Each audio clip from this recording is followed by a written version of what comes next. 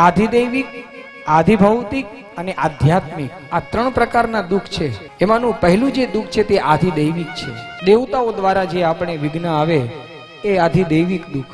ધરતીકંપ આવે, વાવાઝોડું આવે, સુનામી આવે, અતિવૃષ્ટિ થાય, અનાવૃષ્ટિ થાય, વરસાદ સચોડો ન પડે.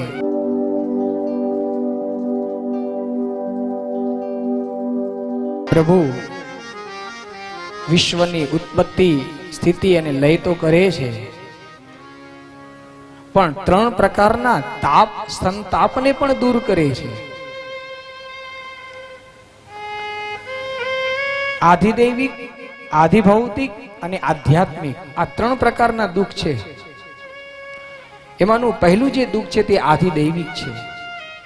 દેવતાઓ દ્વારા જે આપણે વિઘ્ન આવે એ આધિદૈવિક દુઃખ. ધરતીકંપ આવે, વાવાઝોડું આવે, સુનામી આવે, અતિવૃષ્ટિ થાય, અનાવૃષ્ટિ થાય, વરસાદ સચોડો ન પડે.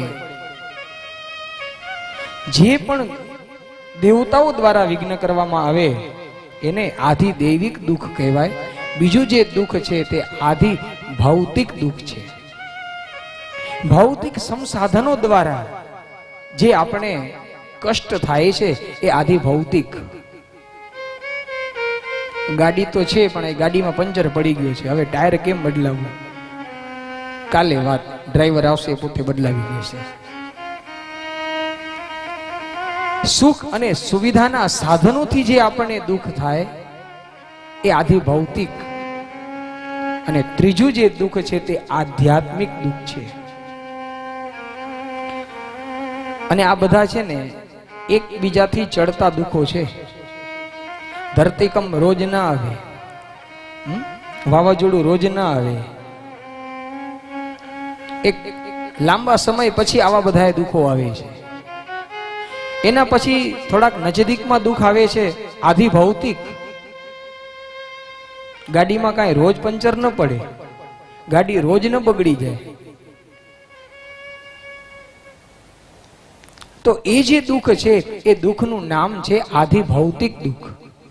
અને ત્રીજું જે દુઃખ બતાવ્યું છે આધ્યાત્મિક છે ને એ આપણે બધાને દરરોજ હેરાન કરે છે.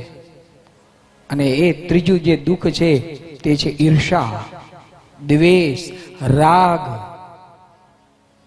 આ દરરોજ આપણને હેરાન કરે છે. માટે ભાગવતજીની કથા જે સાંભળીએ ને એનાથી ત્રણેય પ્રકારના દુઃખ ચાલ્યા જાય છે. આધિ ભૌતિક દુઃખ ચાલ્યું જાય, આધ્યાત્મિક દુઃખ પણ ચાલ્યું જાય અને આધિદૈવિક દુઃખ પણ નિવૃત્ત થાય. આ ભગવાનને માત્ર ને માત્ર નમસ્કાર કરવાથી